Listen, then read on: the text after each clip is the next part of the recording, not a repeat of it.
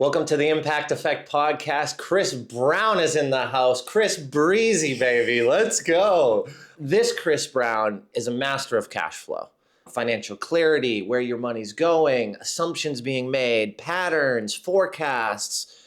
Chris knows cash. He knows the flow of it. He knows the volatility of it. He knows it inside and out when it comes to your business, how you manage your finances. So today's conversation is going to be absolutely outstanding because we're going to dive into all of it. We're going to dive into some of the secrets, some of the things that he sees in businesses. We're going to talk a little bit about how he helped me in one of the biggest projects I've ever put on, over $200,000, to ensure I understood where the cash was coming and, most importantly, where it was going. So please help me welcome Chris Brown to Impact Effect Podcast. Thank you very much. Let's go, baby. Start the fire. Come on, man. I'm fired up today. Yeah, man. It's gonna be good. As always, we ask every guest the same question. How do you define impact, and how do you show up in the world and provide impact today? I was thinking about this morning because can we talk about what happened? Let's talk about it, baby. Come on. So, this is actually round two.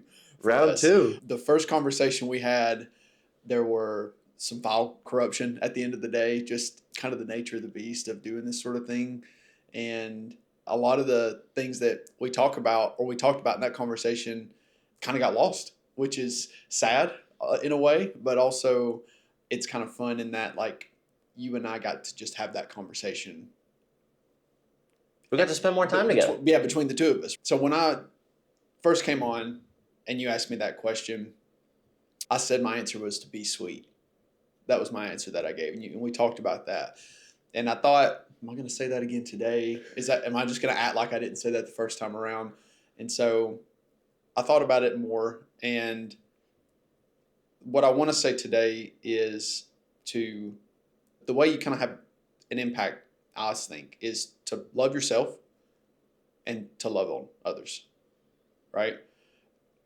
And the way that shows up in your day-to-day, I think, is by being sweet, like treating people kindly and, treating people the way you want to be treated, that whole golden rule thing. I think that is real. And there are obviously things that happen in people's lives that result in them not being kind to others because of the way they've been treated or because of the circumstances that they are in. And I have a lot of empathy for that. And we can't imagine some of the situations that people are going through in this town, in this great place of Nashville, but also around the world, right? And it's just, who are we to assume what someone else is going through? And so, I just think about, I was thinking about the 10 Commandments this morning, as crazy as that sounds. And like, what are some of those things that are like universal, some of those almost like universal truths? And one of those 10 Commandments is talking about how you treat your neighbors,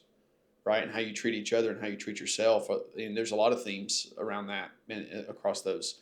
And so I figured if those things have stuck around for this long, there probably is some universal truth to those ideas, regardless of whatever situation you're in or where you're from or, what you believe. 100%. I love the fact that you talked about impact being loving on yourself first. Mm-hmm. Right? Because you can't pour from an empty cup. We've heard that saying, Mm-hmm. that snippet, that nugget, soundbite, whatever you want to call it. We've heard that hundreds of times probably. But it's true. And if you're going to go and live a world where you impact and love on others, you've got to be in a good mental state. You've got to feel good about who you are, how you're showing up. There probably has to be a little bit of confidence in there, Mm-hmm. clarity, Mm-hmm. right? Clarity of who you are, how you want to show up. So I love that definition. Yeah, clarity of mind. Right? Like you don't know what you're giving to people if you don't know what you are. Self-awareness is a big part of that. These are all just like things that we all know that may seem obvious, but the practice and the discipline of practicing that throughout your day is a lot more difficult than you think because it requires presence. And that's something we talked about last time. For a minute was the idea of staying in the moment and being present. And sometimes that is only possible through clarity of mind or forcing yourself to just let go of whatever it is that's consuming you in that moment, or else you won't have that opportunity to treat someone well. True. True. How do you do it? How do you stay consistent? How do you show up? How do you bring impact? I feel lucky that I had such a good home life growing up. I don't have this fear of being taken advantage of. And so that allows me to be a little bit more vulnerable than I think other people have the opportunity to be because of the fear that they carry to being taken advantage of. Whew, And what a powerful statement, dude. Whoa. Full body goosebumps, bro. Like I can feel them in my ankles right now. Whoa, that just hit me pretty heavy, man. Whoa. Woo. You're so right. I keep going. I don't even want to interrupt again. So that may come more naturally to me in a way that I can't really like instruct someone else to behave. I can't explain what it's like to calm my mind in a difficult moment or my reaction to trauma or something really terrible and tragic. Sometimes you just are what you are. But what I've learned is that when try to like maintain a level of authenticity, balance that with professionalism and kindness, good things seem to happen. And it takes time. It's not like things are popping off every day, but like over time I've noticed that behavior does have an impact on people in a positive way. It's interesting you bring up the vulnerability thing because I remember when, coaches and advisors and mentors are like, Jim, you're so like, you've got such a hard shell, like open up. And I did open up and people did take advantage of that information. So I think it's very important to be vulnerable where you are naturally vulnerable, you feel comfortable, you probably have a level of tolerance there. Mm-hmm. I think to anybody listening, don't just go out there and just tell the world everything. That's fair. Right? Because there is information that will be used against you at a later time, right? And when you're communicating those vulnerable conversations, how do you have those conversations that are with the right person in the right timing? They want to receive it, they're available to receive it, and you guys have a great conversation. That's another piece. Like I've told someone something vulnerable and I just don't think they knew how to receive it. And they went and they told other people. And it was like, dude, that was a vulnerable thing that I shared with you between just us. And they ultimately said, well, I just didn't, dude, that was way too heavy. I've never experienced that. I was trying to help. I told this person and I'm like, yeah, you just went and told 5 people something really vulnerable and important to me. So I think it's such an important thing to remember. When it comes to presence, you were talking a lot about presence. When it comes to presence, how are you being present and showing up so other people can be vulnerable with you? How am I being present so that other people can show up and be vulnerable with me? I think you got to show it first. You kind of have, there's... That right there, though, is, I think, one of the hardest things. Most people that are listening to this are going to go, okay, I get that, but how? Yeah. We might have to workshop this. I don't know if I know the answer. I appreciate that. I think as I think through the question myself, I think you have to be okay with taking a little bit of risk. Sure. Yep. And understanding that anytime you open your mouth and share anything, there's risk. So what's the level of risk that you're willing to dive into by sharing this with someone? And I think to your point, going first and stepping off the cliff or putting one foot over to show that person this is a safe space, this is a comfortable space. I think you can look inwards and think about your literal bodily responses to a situation. If you find yourself, and again, this takes like paying attention to what's happening in your body. If you find your heart racing, for me, it's like when I notice my heart's racing or I'm having a hard time catching my breath, like I'm leaning in a moment with a conversation, maybe not when I'm like running a race or something, but like when I'm having a conversation with someone, that's kind of informing me of something, right? That's telling me like I'm getting close to something that may be uncomfortable and may be a risk. And some people decide to just lean into it fully and just say the thing that's on their mind or on their heart and cross that, and it may be a risk crossing that line, and you have to deal with those consequences. Other people may want to just like inch closer to that line until they start to feel that pressure of what they're saying or the impact that it's having on someone.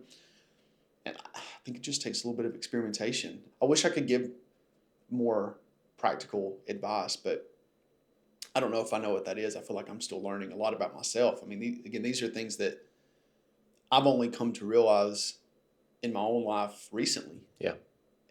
And realizing the type of person that I am and the way that it affects people. I mean, within the last couple of years, really. Like, I'm a pretty big guy, like physically. Tall, I've always have been. And I didn't know that I was that big growing up. Like, all my friends were tall. So I say all that to say, like, the way I have an impact on people throughout my day is much different than what I ever realized growing up. Like, I didn't realize like my presence in a room could make someone feel intimidated or uncomfortable, literally just because I exist in the room. That was never a consideration that I ever had. Or the way that I talk, like that sometimes lessens the level of intimidation because they hear me speak and maybe they're from another part of the world and they make assumptions about the type of person that I am because of my accent. So like just those variables are things that I was never really aware of until recently. It's a great point. I went through it too. I went through exactly what you were saying. Like, poor tall white man. Yeah, poor you. I'm sure it was awful, you know. But I just didn't know the impact. Yeah. And until someone was like, you're tall, you're big, you talk a lot, you command a room, you grab a mic, you are from Boston. Like, I just made these assumptions. And then after that had happened, it's funny you say that, I started to shrink on stage. And someone actually told me, like, dude, use your width, use your hands, use your, body, own that stage, because in that setting, that's what you are doing and that's who you are. Now, in a conversation, you may not want to, hey, come here, and, what's up? Give me a hug. And you're this big, massive person and you just met that person. I think about like Donald Trump, his handshake, right? He aggressively grabs you and holds on tight and pulls you in because he wants to position himself that way. Where I think naturally, because we're bigger guys, that can have that effect without us even knowing it, wanting it to happen, or even being aware of it sometimes. It reminds me of, I think it's Roosevelt that said, speak softly and carry a big stick. And the big stick is kind of our bodies in a way, in this very unique, specific example. And in a conversation with someone, like treating that conversation softly, right? And showing a level of like humbleness and empathy and vulnerability. So they know that like, hey, I'm a person too. I may present this way. I may talk this way. I may act this way on stage, but I'm also a person that has struggles and fears and is scared of, things. And there are other, and loves and has a family. And these are all things that we can all connect on. Totally. With the risk-taking around presence, the risk-taking around vulnerability, how does that play into the risk-taking around cash flow?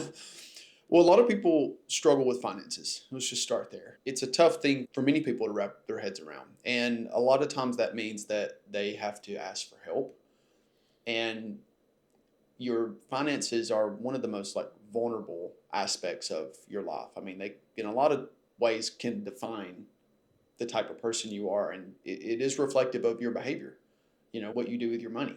And so for it to be something that people really have a hard time with, and it also is like a very close reflection of the type of person they are, asking for help and having someone take a look at that is almost just like exposing yourself entirely to another human.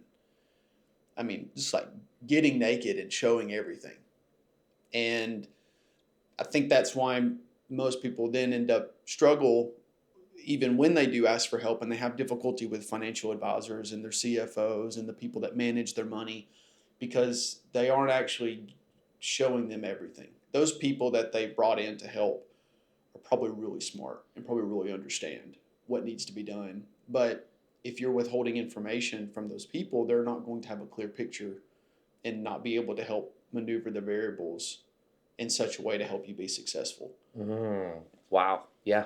And that's why Never you thought see of it like that, man. that's why you see a lot of partners doing the finances for their partner, right? You've got someone, usually it's a man that runs a home services business. He's an HVAC guy or electrician. And his wife, most cases, does the finances, either in QuickBooks or on the back of a napkin or checks the bank account every day. And I see that. I've seen that a lot in my career. It's kind of a funny stereotype of how often it comes up. But I think that's the case for a lot of people, right? And you hear that in marriages too. I mean, you've got one person that just doesn't think about the finances. They're going to work on the house, or they're going to be the breadwinner, or they're going to be the person that like gets it done. And you've got someone else that's kind of managing more of the operational side of things. And a lot of times that's related to the finances.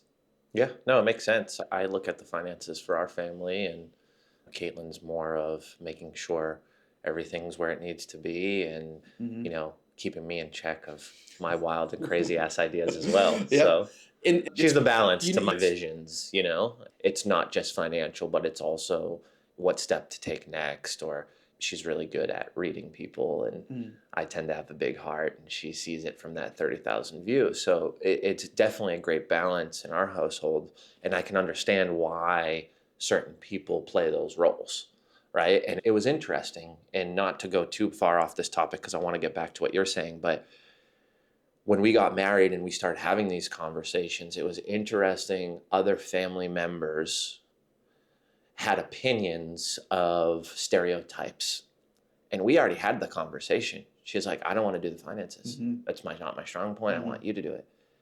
So as I took that over, there was assumptions that I just took it over, when it was a great conversation we had around being clear and having clarity.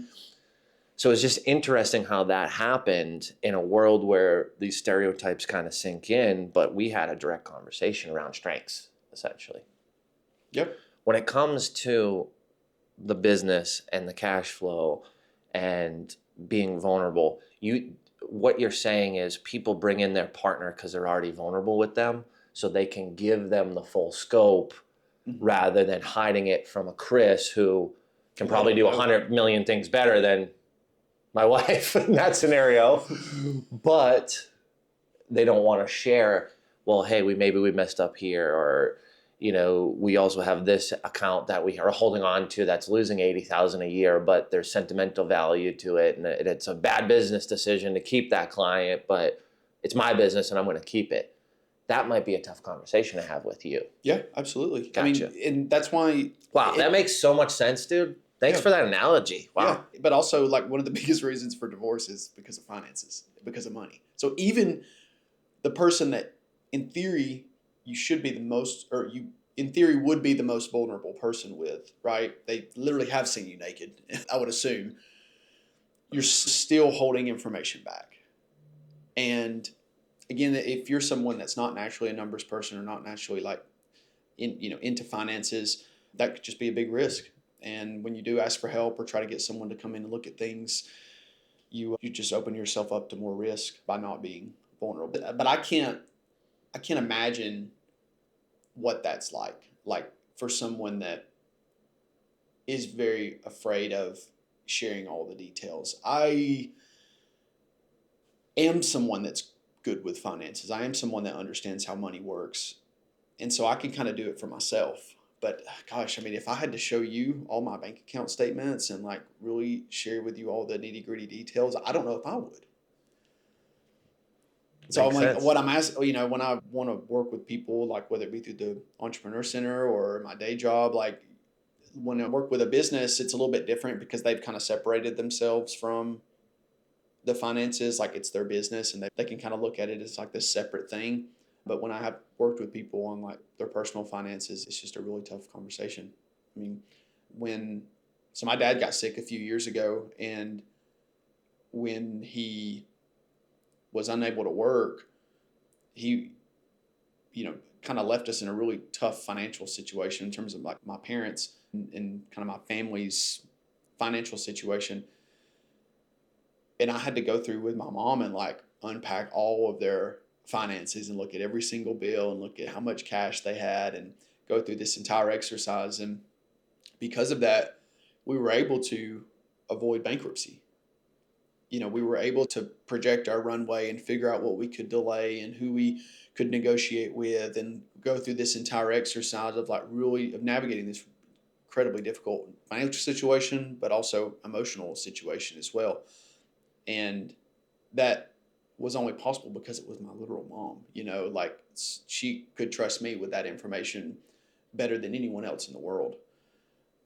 But it took that level of trust for us to navigate through one of the most difficult situations my family has ever been through. How does it make you feel now, reflecting back on that you've acquired these skills to navigate that process in such a hard, personal, emotional time? I mean, incredibly proud.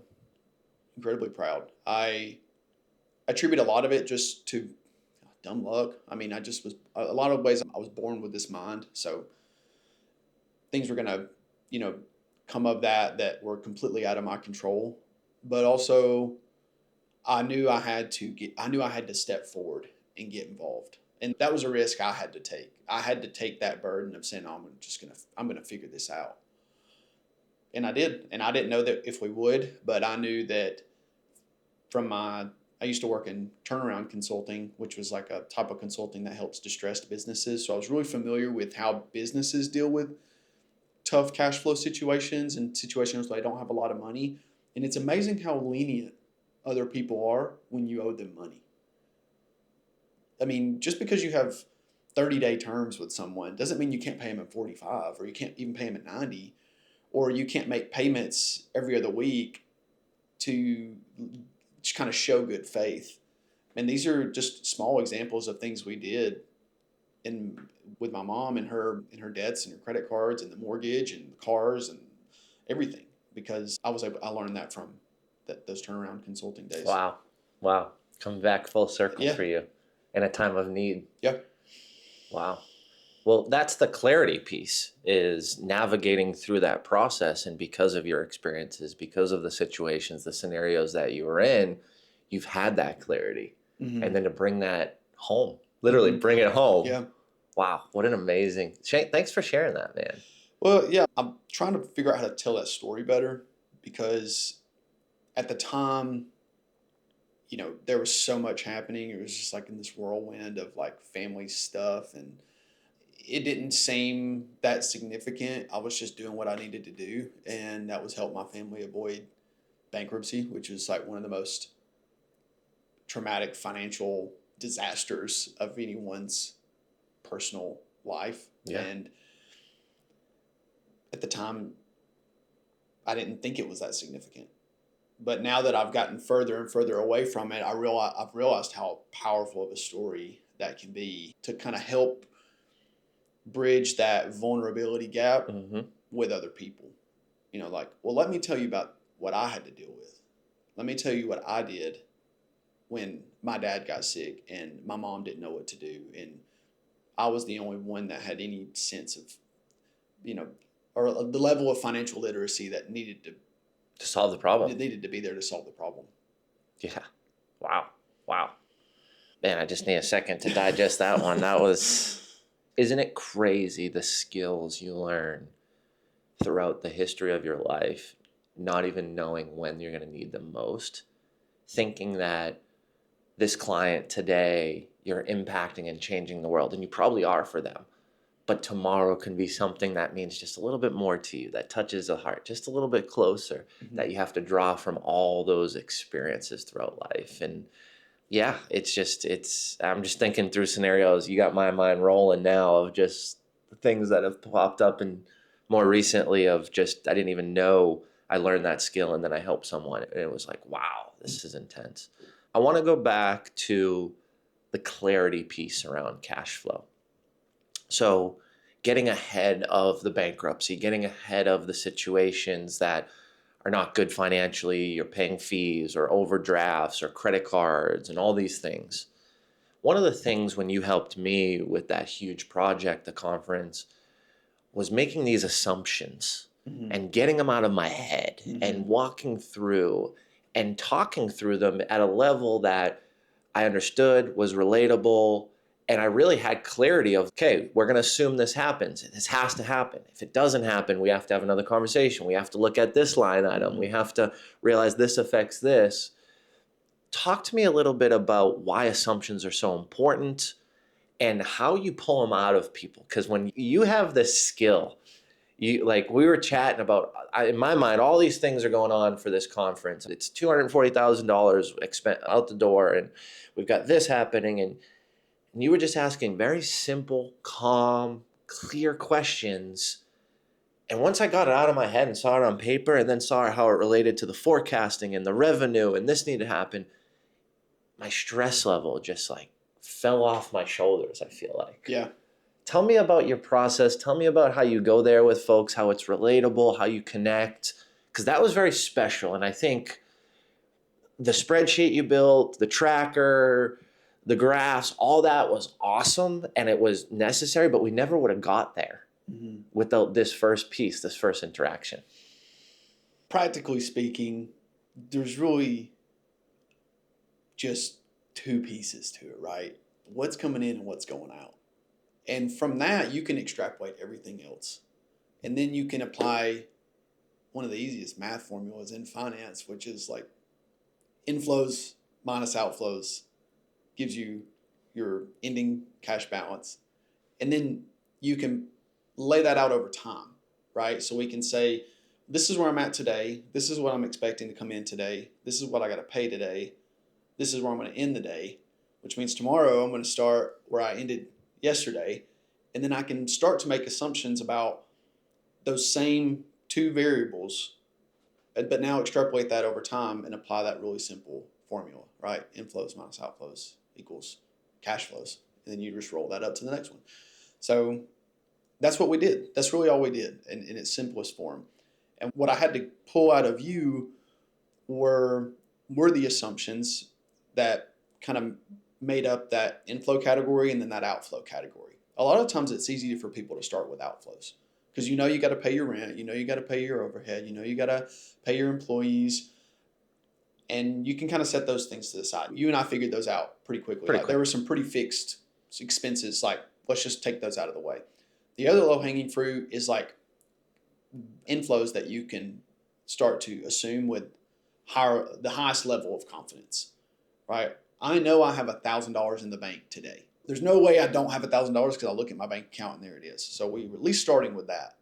And then you had some sponsorships that you had a higher confidence in, so we could start to lay those out and say, okay, well, when are those going to come in? How much are they going to be? Who's it coming from? And then there were the ticket sales. Oh, don't bring up trauma from those confident sponsors that didn't land. Okay, no, I'm just kidding. Okay. But, you had a couple different variables that were things that we can make some assumptions about. Yeah. And then the ticket sales, that took a little bit more time because there were different tiers. There were expenses related to those tickets. That's almost like your variable expense in a way. A lot of businesses have, like they sell a product or, they sell a widget or something, and there's a cost to manufacturing that. So the more you sell, the more your expenses go up, but you're making a little bit of profit on each one of those. So that kind of rolls down to your. That was the big piece of how you got me clear. I didn't know how to connect those two. Which two? So like if this was sold, this ticket at $2,000, well, there was $1,100 in expenses, but though it's not in a fixed expense because we haven't sold that yet. So to draw those two together and then make an assumption was very beneficial for me to understand, okay, this is an expense, but it's a variable expense based on this happening first. I was rolling those into fixed expenses. Yeah. And that's common. I mean, if you don't see this stuff regularly, you're not going to be able to make those connections. And I think that's where a lot of people find themselves when they struggle with finances in their business, is that they've just made money historically based on talent. And that's wonderful. We talked about this last time. Like sometimes talent will take you to $10 million a year in revenue, or $10 million a year, or $10 million a year in profit.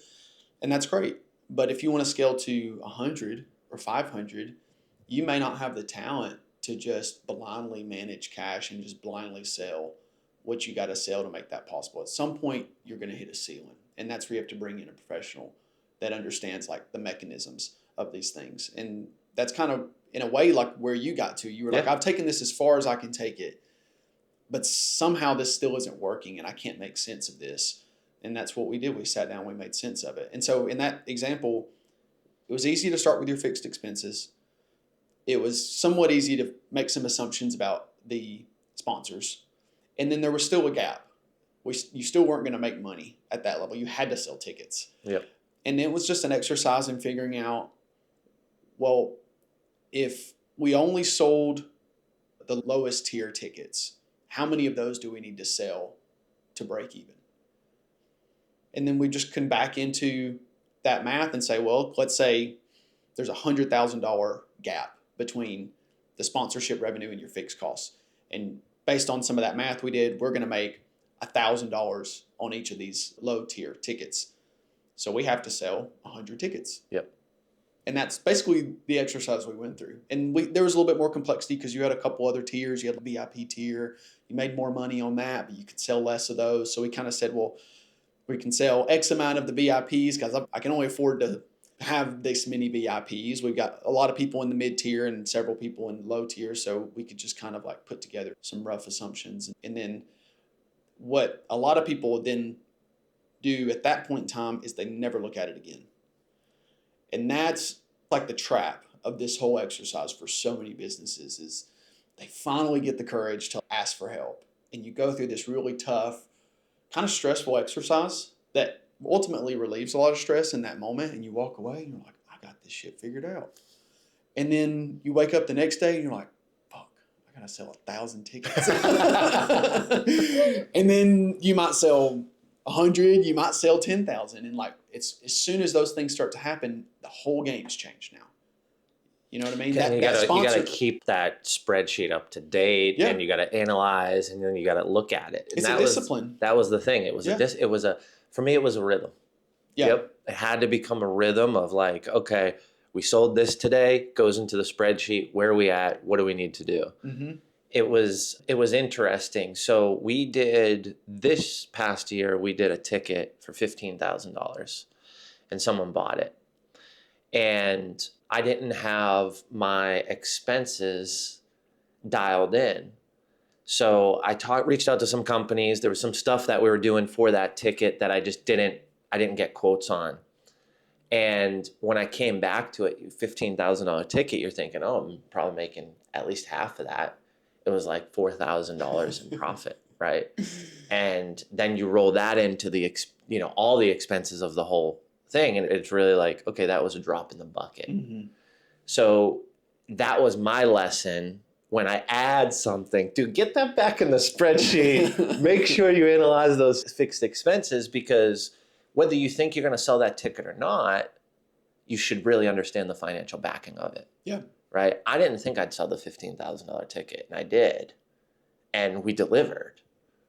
But it could have been done more effective and efficiently, and I didn't have a good grasp on it. So another learning lesson for me. If you're going to add a new offer, build out the back end financially as well. And you don't know what's actually going to hit. You made a great point. Like, I didn't know I was going to sell that thing. And that just happens. I mean, shit happens. It's going to blow up in your face. Like, the building may fall down the day you show up, right? So it's like, what are you going to do then?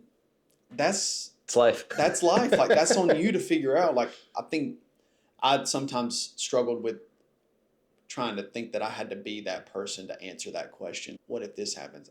That's not really my job, I don't think. I'm the person that helps set up the system so that as these variables change and as things happen, those can feed back into the system and you can use that information to make a more informed decision. It's just like flying a plane, right? If you don't have an instrument panel, if you don't know what altitude you're at or how fast you're going or what the wind speed is, like, what good are you as a pilot? Sure, you can fly blind probably for a little while, and you may get so lucky and land that plane with a blown instrument panel, but the probabilities are not in your favor. To increase the probabilities of success, you have to have that system of managing cash, of managing the operations. You can go and you can promote and you can sell, you can scream from the hilltops, but if you don't know how to then go execute on that and manage the operational side of now delivering that thing that you've promoted, which has a financial component, like, I don't know, what good are you? Wow. That you're right. I couldn't agree more. I could not agree more. I could not agree more. You're in this world, finances, money, cash flow. It's a must.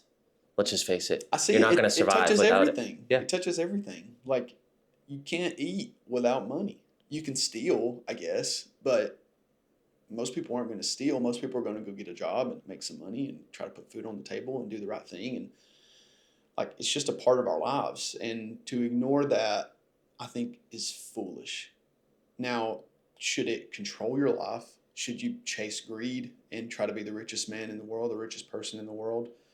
I think that's also foolish as well. That's a common stereotype as well, like the person that has it all but has no one.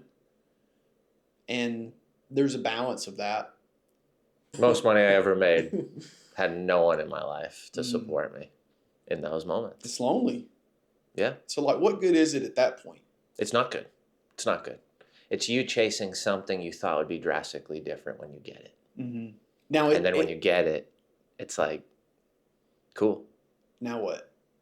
Who am I going to share this Go with? spend $7,000 at the Virgin Hotel in an afternoon with friends that I think are friends that I never talked to after that, right? How shallow and hollow is that when you think back 3 months later? It's like, cool, we were pouring Dom Perignon and in our mouths at the pool, and it was a great, cool, fun day, but like, where are you now? And where am I now? And that's not life, or that's not what I want to live life for, right? Yeah.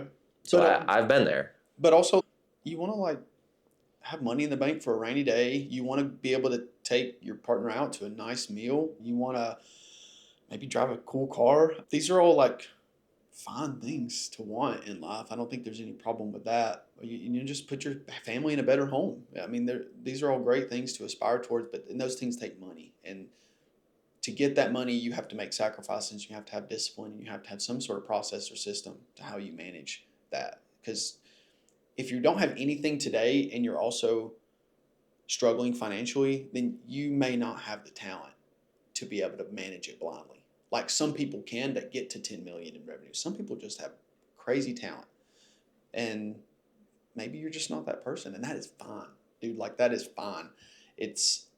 But then it takes a level of self-awareness to say, okay, I'm not that person. I'm not Elon Musk. I'm not Jeff Bezos. I'm not this person that can just go make $1 million in one turn. So can I find, what are the things that those successful people are doing that I can try to emulate? And, every business has a CFO. Every business has someone that manages operations. A lot of businesses have a marketing team. Somebody's got to go sell it. I don't know. These are just all like components that I think you have to realize, like, if you don't have it, you have to go find that and bring that in. And maybe that means doing it with other people. How important to you is having 100% clarity of your cash flow?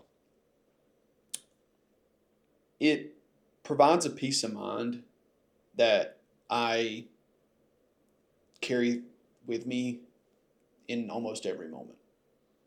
Because I grew up listening to Dave Ramsey, and he introduced a lot of these ideas of financial freedom and retirement and having a nest egg and like paying off your debts. And that was the first time I'd ever heard anything like that structured, that information structured in that way. And I knew I wanted to be financially free at a pretty young age, probably like 15 years old. I knew that I didn't want to have to like just work the rest of my life just to make sure I could pay my bills like that. I saw my parents struggle with finances. We had everything we could have ever wanted, but it was always like trying to get to that next paycheck to keep it going. It was just this fight and this claw every single day. Even when we had nicer cars or a bigger house, it was still just this fight. And that just seemed exhausting. And it seemed like there was a better way. And as I went through my career early on, learning about distress consulting, learning about how businesses deal with tough financial situations, it just started to kind of ingrain these ideas into my mind and made me understand like how much of a risk it can be to not have some sort of cash management system or some sort of budgeting system or something that you're doing. And yeah, it gives me all the peace of mind in the world. Just knowing that, like, I know how much money I got. I know if I lose my job today, I know how long I need to get another one, or how long I have to get another one. I know if I get in a real pinch, I've got these credit cards that I can touch if I need to. I can sell this. I can move that around. Like, there are pieces on the board that you can move. But if you can't see the board, like, you're only looking like one move ahead. It's you having that comfort in knowing that the future is not guaranteed. Things could happen, things could move around, economies could shift, right? We've seen it in everything, right? At our age, we've seen a majority of what could happen. Well, throw in a pandemic, but Yep. like stocks, real estate, right? Like all these assets we can invest in, businesses, trends, phenomena around certain ideas in business, like all of that shifts and moves through. But you knowing what that next step looks like, what that runway looks like, and having that mental clarity because you have financial clarity. Yeah. Again, I like the plane analogy. It comes up a lot in startups. But I mean, imagine if you're coming up on a massive storm system. You're flying a plane 20,000 feet in the air, says 600 miles an hour, whatever, however fast planes fly, and you come on this massive storm system and you've got to decide what you're going to do. But now remove the fact that you know how high you are in the air, or you know how big that storm is because you have a radar system, or remove the fact that you even know how fast you're going, or how many people are on board, or what kind of plane you're flying. Like, you start to remove these pieces away. Now you're making a guess, like you're making a shot in the dark as to what to do in that situation. And I think what I really want to help people understand is, like, you can layer on more levels of information to help you make a more informed decision. What do you say to the person who, because I'm seeing this a lot in a lot of conversations with business owners, I'm seeing this a lot online, content. What do you say to the person who says just have faith? I love that. I think that's wonderful, because it's hard to create faith if you don't already have it. Like, you're already so far ahead, but there is a balance of practicality that, I mean, talk about faith, talk about 10 Commandments. Faith without works is dead. Faith without works is dead. Have all the faith in the world, but also you got to go put in the work. Yeah. Like, it's not just going to show up and fall in your lap. I love the idea of manifestation. I love the idea of, like, seeing it in your mind and believing that it's possible. But if I just sit in this chair for the rest of the day and don't do anything, things are just going to happen around me. You sit in this chair long enough, this house is going to fall down around me. I'm going to starve. And probably before the house falls down. I was going to say, you're going to need some water soon, man. Yeah. It's like 100 degrees out today. So I love that you have faith. Faith and belief will take you very far. But at some point in time, again, same thing with talent. Talent will take you there. These are intangible things. These are things that you can't put weight to or quantify. But there is a balance of practicality. There's a balance of, like, a system and a process that works in the world, and it's provable.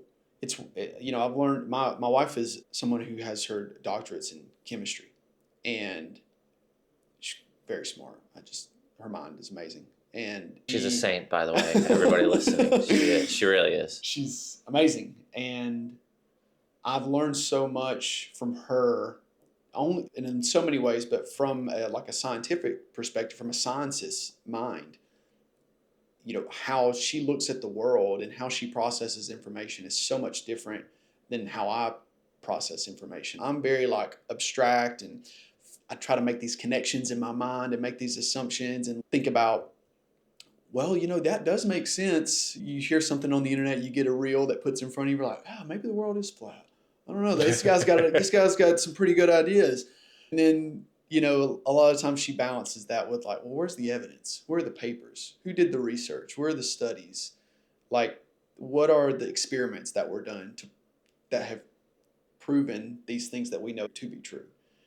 And, you can have faith that when you get in a plane and fly straight, that you'll end back up where you started eventually. But that's also provable as well. So I love that. I love that because I think that adheres to so many things, right? So, for instance, like I was talking to a friend, Amanda Banks, and she's like, well, and I was talking about a situation that I didn't know what to do with someone. She's like, well, what do you know to be true? And where did you find the truth? And I was like, I have to look at that way because I'm like you, I'm trying to draw connections. But I'm like, well, what's true is this person did this and they did this and they didn't do this and they said this and they didn't do that. And that's what's true. That did happen. I'm not going to draw these connections or assumptions. That was the truth. And I love how Bailey looks at it. It's like, what's the studies? Yeah, she's very skeptical. Let's see the experiments. Who did them? What have they done prior?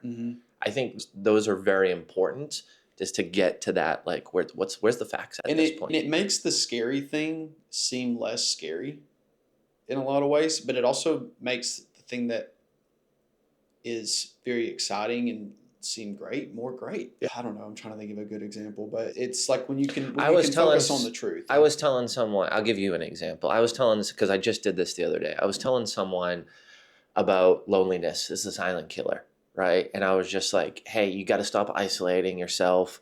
Like, this is someone who's paying me. I'm like, you're not using, because with my consulting clients, I basically set up a calendar where you can book as many times a week, unlimited 10-minute calls with me. So it's phone calls if it's available on my calendar and I'm in the car to another meeting or and there's a 15-minute window, 20-minute window. It's a phone call. Let's talk because I want to help you in real time, right? You're a business owner, like stuff comes up. And we're having that conversation around loneliness. And I was like, I don't think you believe me. And he was like, well, like I get loneliness and I get like when you're older and you're 70 and everybody dies around you, you die quicker. But I'm 28 and I was like, okay, well, you got your laptop, type in Harvard Review, 15 cigarettes a day equals loneliness. And he pulled up the article. We went over it together and he was like, oh. And basically what the article said was loneliness has the same effect on your health as if you smoked 15 cigarettes every day of your life. That's the same effect that loneliness will have on your personal health. It's the same as if you were an alcoholic since day one. Since day one you were born, you start drinking alcohol, loneliness has the same effect. When we went to the study, he was like, oh, okay. And it was like, there was reservation for whatever reason, right? I don't think it was me. Like there was trust there. We worked together I think we're on month 3. He wasn't not trusting me, but he was someone who digested information that was not controversial because there was a study behind it. So then I started to realize that, hey, do you is this something that you do often? It's like, yeah, I play the detective. I'm like, I didn't even know you were the detective. Okay, so now when I teach you or say something, I need to have an analogy, which you were doing great earlier, an analogy or facts, like a study, because that's how he's going to perceive it and receive it better. That has allowed me to have more impactful conversations with my wife because I know that's how her mind thinks. If I want to make an argument or something, I need to come with some evidence. I need to come with some receipts because once I show those, now we can have a really interesting conversation as opposed to me just trying to convince her of something that I know to be true. Yeah. I can say, well, I've got this idea about something. Here's some evidence that might support that idea. Now let's talk about it. I love it. And that's what you and I did for the conference, right? Like you had an idea of what you thought needed to happen. All this confusion, all this stress, all this anxiety. We took all that. We did our research together. I took information from you. We put it on paper. We organized it. We tested a few things. We knew, that some of these assumptions we could have more confidence in. And then I was able to provide that back to you so that then you could make a more informed decision. It's as simple as that. Yeah, it's as simple as that. That exercise took us almost 4 hours. And at the end, you were like, I did not know we were going to go through this like we did. Well, it's great because, and that's why I was kind of talking about the assumptions earlier, is you as simple as you make it sound, when you are in the emotion of I've got $200,000 out, and at that point, no money in, right? And I didn't have all of the 200 out, but Mm-hmm. like we were talking, like I need to pay 75K for this and 40K Mm-hmm. for this. And you have all this emotion and it starts to fog that clarity, Mm-hmm. for me at least.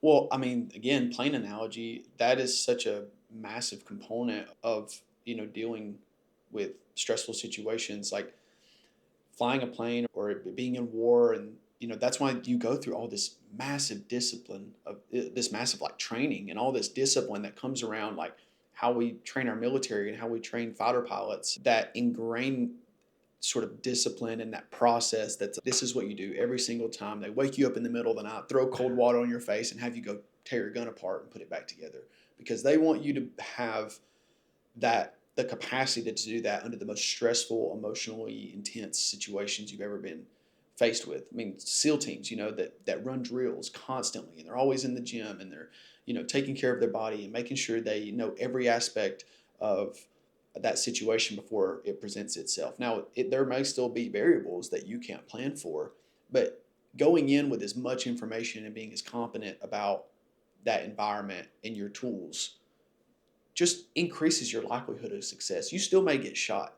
You still may lose an arm. Your business still may fail, but you are setting yourselves up for a higher probability of success. And that's this whole game. I mean, it's a game of life, right? There's a lot of luck involved, but there's also things that you can do to increase your probability of success. I love it. I love it.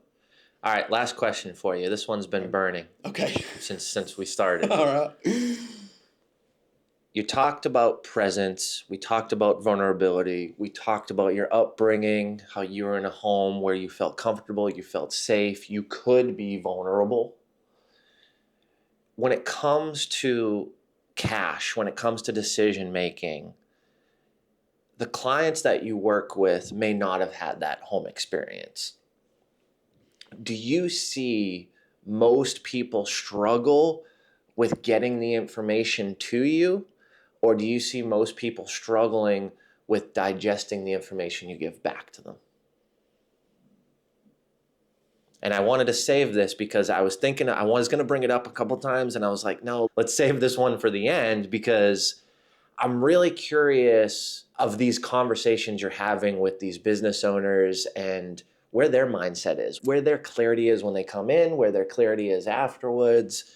Because I know for me, like that project was the biggest project I've ever done in my life. It was the most money I've ever put on the line. It was credit cards, it was cash, it was like everything. And for me personally, going into it, I felt really confident. Throughout it, I felt really shitty and poor. And then after it, I felt the best I ever was. Because I went through it, I survived it, and I learned so much from it. What do you see with your breadth of clients? Communication breakdown is a massive risk. And it is both difficult for me to extract information because of the limited nature of communication and the limited skill set that a lot of people have in communicating, and also my own limitations in how well I can communicate. What a profound statement. I don't know. I'm trying to communicate this well in this moment, but that's what comes to mind. The way that we all move forward in society and in being more successful, or maybe just having a more joyful and happier life, is through how the skill, what we can do to increase how well we communicate with each other and how well we communicate with the things in our lives, our phones and like technologies, and but also like our boss and our spouse and our family. And when I was able to help my mom avoid bankruptcy, it was because of the level of communication we were able to have that allowed her to share what she needed to share, and for me to be able to be direct with her as I needed to be. And that came through understanding her and her understanding me. And that took, at the time, 25 years to build that relationship. So I think that's my answer. It comes back to communication. Yeah. On the back end of communication, what's your process after someone goes through this and starts working these spreadsheets and they're seeing this, like, is this something where people are coming back to you and you're enhancing it and tweaking it and they're saying, hey, like, this was great, this was amazing, we can now do this, or we can't do that? Like, is that clarity come through the process and afterwards as well?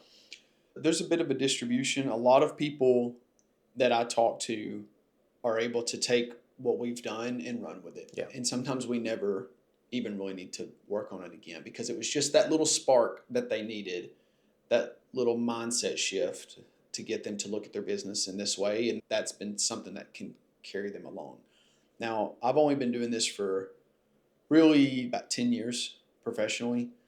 And I believe that in 40, 50, 60 years times, a lot of people that I talk to now and maybe over the next several years will come back then and there will be a new situation that they were not prepared for, that they don't know how to navigate. And so that's where I start to see people coming back is they've taken something that they've learned, they're able to run with it long enough until Talent runs out. Until the talent runs out, until a new variable change, until they want to start a new business or go into a new market or a black swan event like COVID happens. And these things just shuffle the board so much that like they do need that professional to come in and help them reorient themselves. It may happen with you one day, right? Like Yeah. I hope that you never need that from me again because you have the skill sets and you've learned and you know how to reorient yourself on the chessboard. But you also may not, and you may say, hey, this is something I've never faced before. How would you go about it? I love it, man. I love it. What a great conversation today, brother. Man, you got me fired up. I had full body goosebumps, felt it down in my ankles. Thanks for being vulnerable today. Thanks for sharing. Thanks for just such a wide range of knowledge around cash and clarity and mindset and just finances. I think how you position this conversation is so drastically different than so many other people that I've had conversations around this stuff. And I think it's because you're vulnerable. I think it's because you shared the situation with your family. I think it's because you've lived through these things where you can actually show up and you can connect deeply with people. And that level of comfort that you provide allows people to be completely honest and give you the right assumptions so you can build this cash flow clarity project for them. So thank you, man. Thank you for being here, brother. Appreciate it. It's been awesome.